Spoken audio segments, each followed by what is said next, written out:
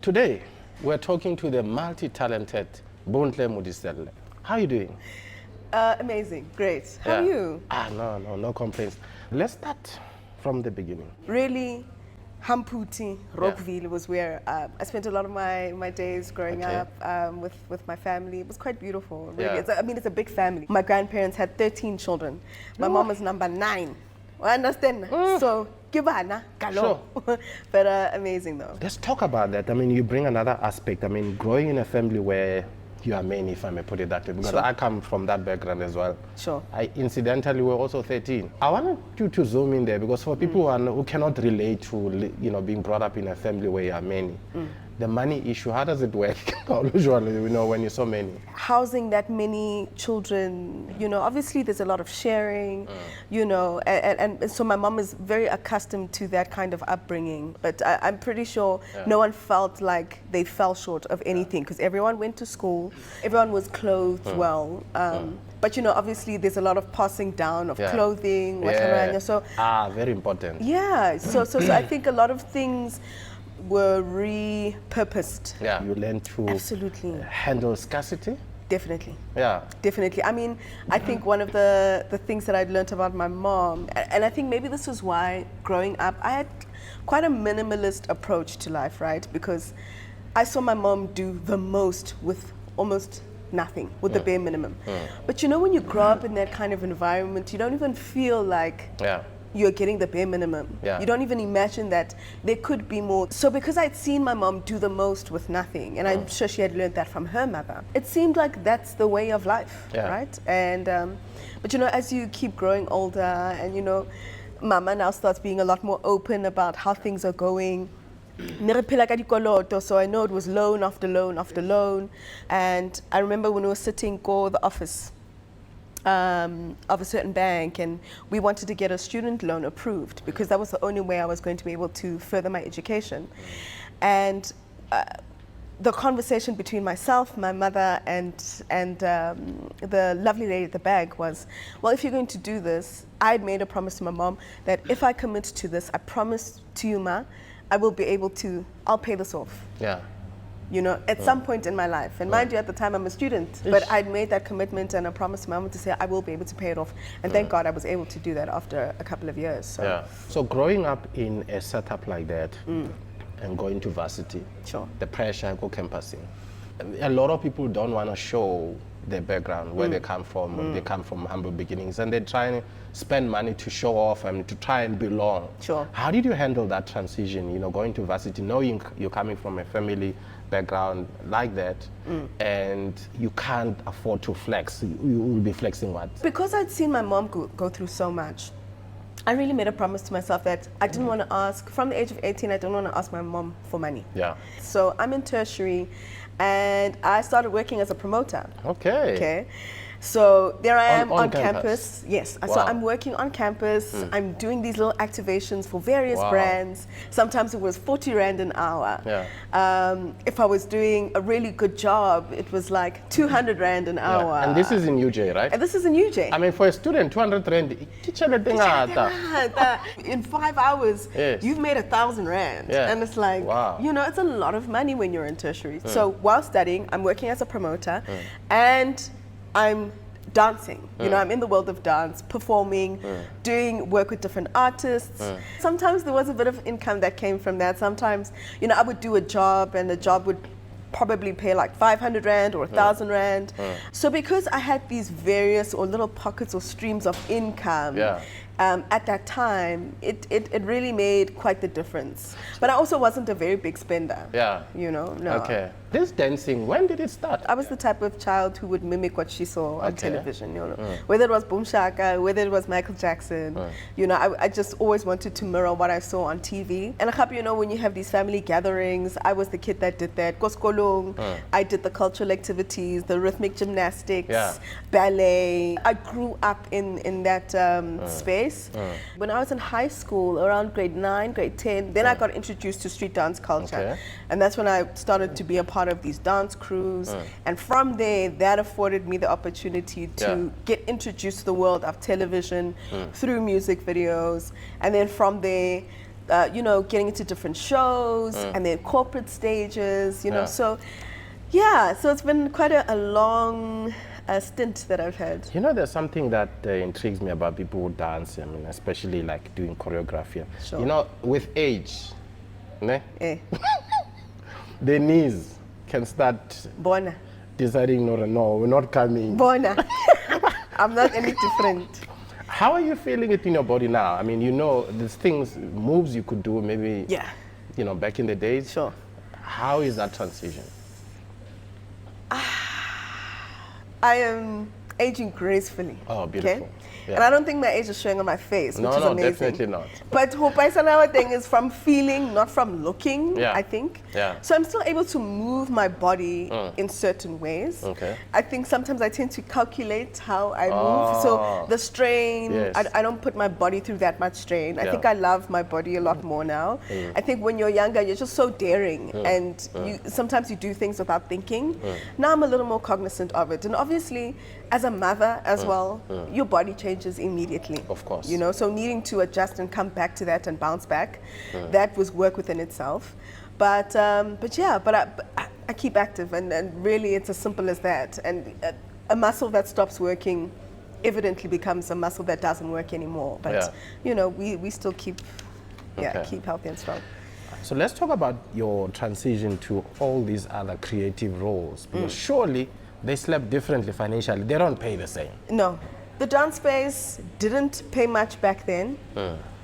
And then obviously now I'm pivoting and now I'm exploring different avenues in the entertainment spectrum. So the first thing that I did was through dance, was an acting gig.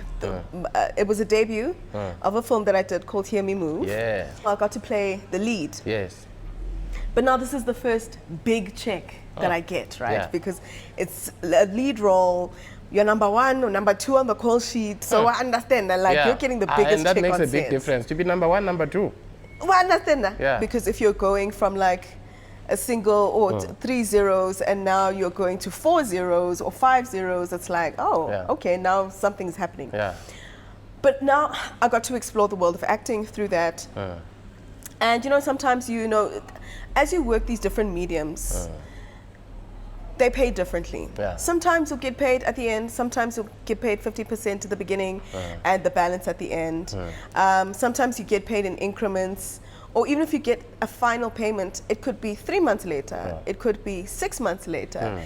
It could be, the payment could clear only when the thing starts to broadcast, when it goes on air. And mind you, you shot that thing a year ago. Well, I understand that. So you're needing to go to work, show up using your own money. Television always, also the same thing. When I became a television host, first show that I did was called Showville.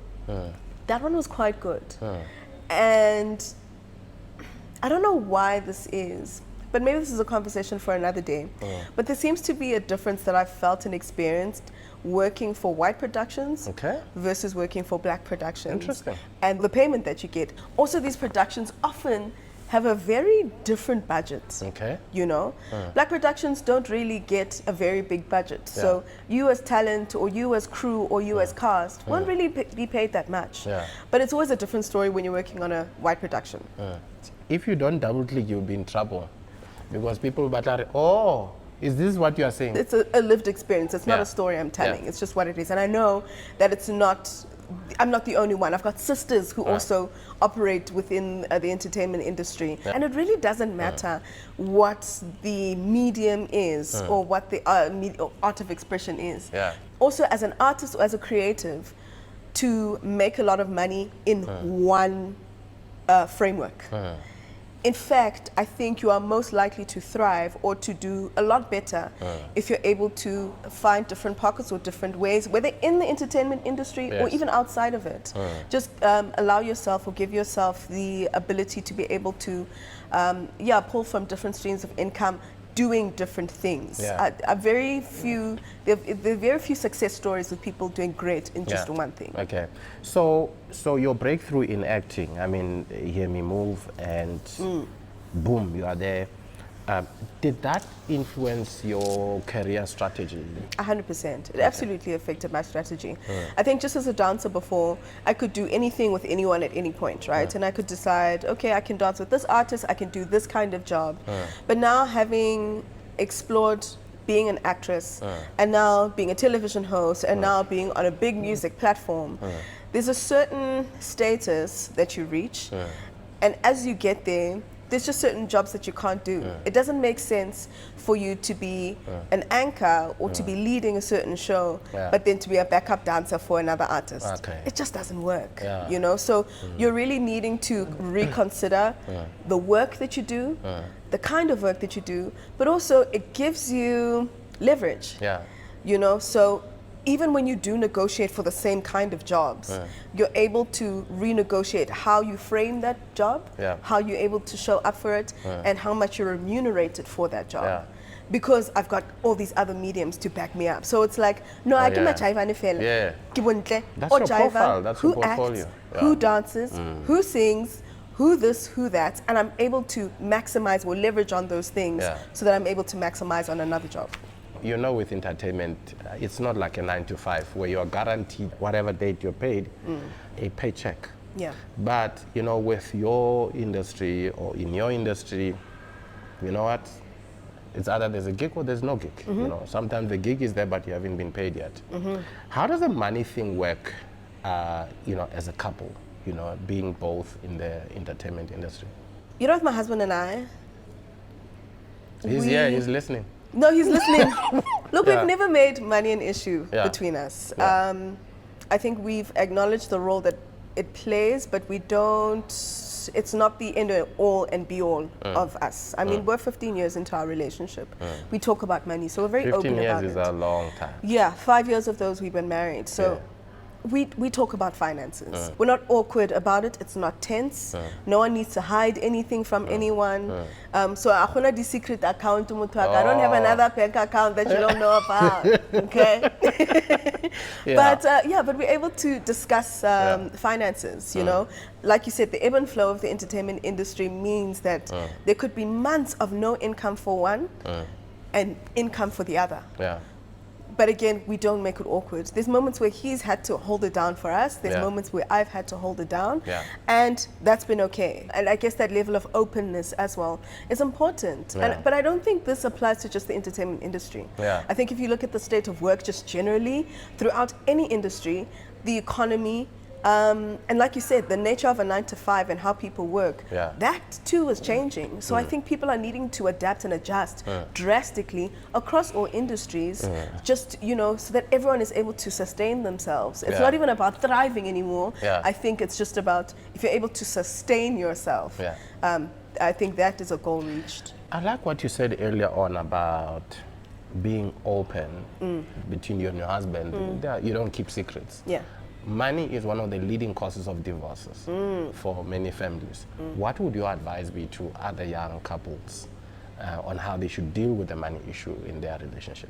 I think my school of thought is, because I'm from a I'm quite an independent woman.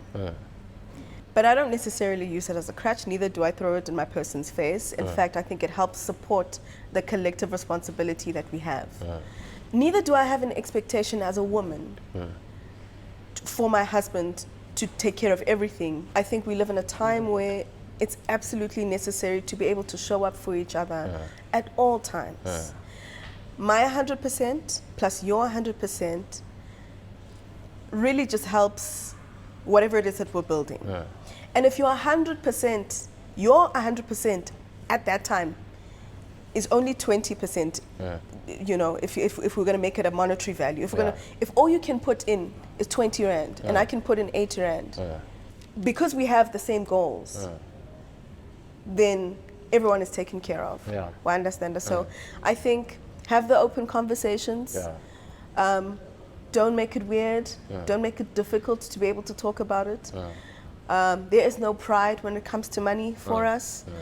We don't shy away from being very honest about our state of being and how things are going, and asking for help and needing it and being able to accept the help even from your partner. I think sometimes I can imagine that as a man, sometimes it's not easy for you to accept the help from your wife or from your partner, but please be happy to accept it, because it's coming from a loving place. It's coming from, I would hope, a non-judgmental place, and it's also coming from a place that I would hope doesn't expect to be paid back in interest.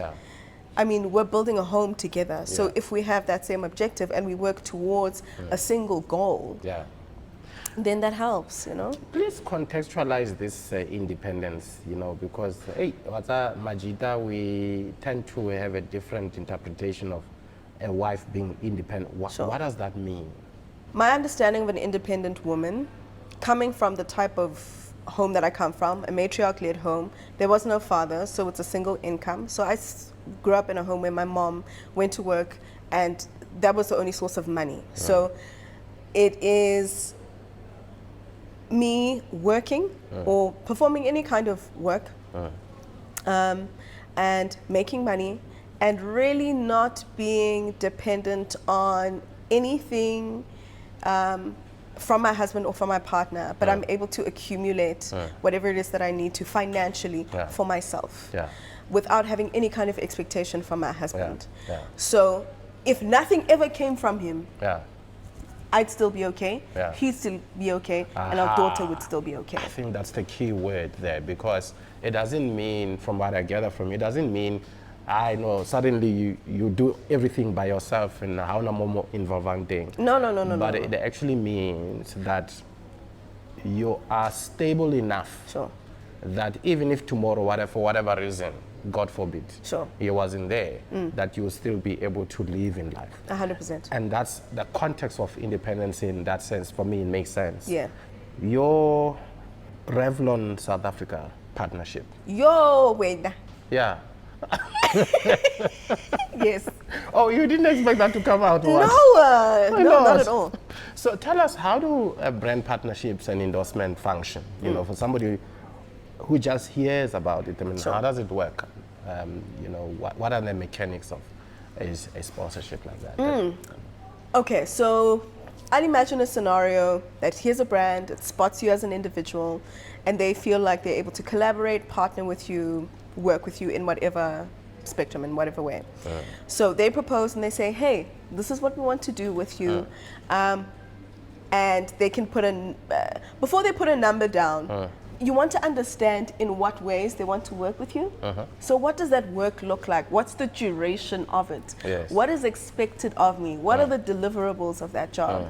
Then you can put a number to those deliverables and expectations and see if the value of it makes sense, right?